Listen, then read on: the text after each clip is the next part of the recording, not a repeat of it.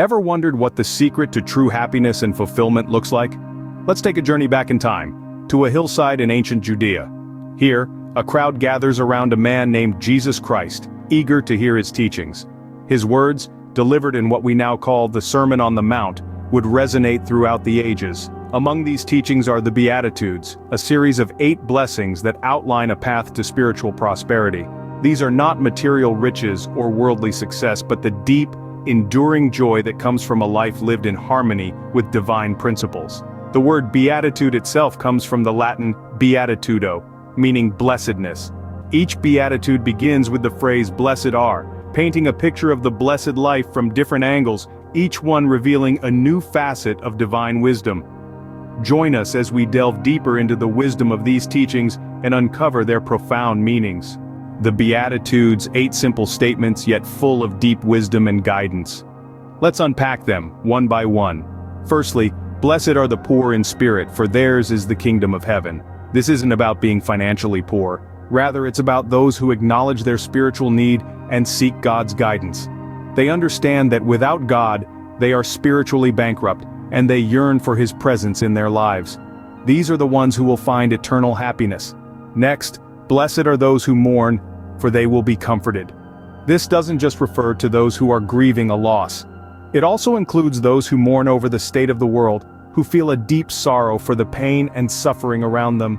They will be comforted by God's love and peace. Blessed are the meek, for they will inherit the earth. The meek here aren't weak, but those who exercise self-control, who are humble and gentle.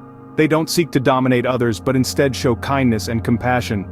They will be rewarded with a rich inheritance, both in this life and the next. Blessed are those who hunger and thirst for righteousness, for they will be filled. These are the individuals who desire justice, fairness, and morality. They strive for what's right even when it's hard. Their reward, they will be satisfied, filled with the righteousness they crave. Blessed are the merciful, for they will be shown mercy. Mercy is about forgiveness, kindness, and compassion. Those who show mercy to others, who are quick to forgive and slow to judge, will receive that same mercy from God. Blessed are the pure in heart, for they will see God. This speaks to those with sincere, genuine hearts. They aren't double-minded or deceitful, but authentic and transparent. They will see God both in their lives now and in eternity. Blessed are the peacemakers, for they will be called children of God. Peacemakers aren't just peacekeepers. They actively work to bring about reconciliation and harmony. They reflect God's heart and are recognized as His children. Finally, blessed are those who are persecuted because of righteousness, for theirs is the kingdom of heaven. This is about enduring suffering for doing what's right. Even in the face of opposition, they stay true to their beliefs. Their reward is the kingdom of heaven. Each beatitude carries a promise, a reward for those who embody these principles. So, how do these ancient teachings apply to our lives today? In a world that's constantly changing and evolving, one might wonder how these age-old principles still hold relevance.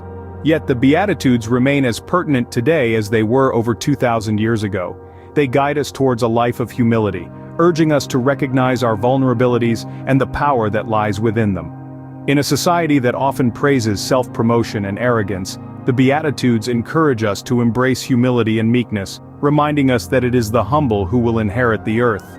The Beatitudes also teach us the importance of compassion. They urge us to mourn with those who mourn and comfort those in need, fostering a sense of empathy and understanding in a world that often seems riddled with indifference. Additionally, they inspire us to seek peace, not just in our personal lives, but within our communities and the world at large. They implore us to be peacemakers, to strive for harmony and unity, rather than division and discord. Furthermore, the Beatitudes encourage us to strive for righteousness and maintain a pure heart. They remind us that it is not wealth, power, or fame that truly matters, but the purity of our hearts and the righteousness of our actions. In a world that often values the opposite, the Beatitudes remind us of the true path to happiness. They offer a blueprint for a life of fulfillment, peace, and ultimate joy, steering us towards the eternal rewards that await us. These teachings, though ancient, are timeless in their wisdom and guidance. In a world that often values the opposite, the Beatitudes remind us of the true path to happiness. To sum up, the Beatitudes are not just teachings, but a way of life. Born from the Sermon on the Mount, each beatitude carries a profound meaning, a blueprint for a rewarding and purposeful life. These timeless principles, encapsulating humility, compassion, righteousness, and peace are as relevant today as they were 2,000 years ago. They inspire us to seek deeper connections, to strive for justice, and to cultivate a spirit of love. May the wisdom of the Beatitudes guide us all to lead a life of love, peace, and fulfillment.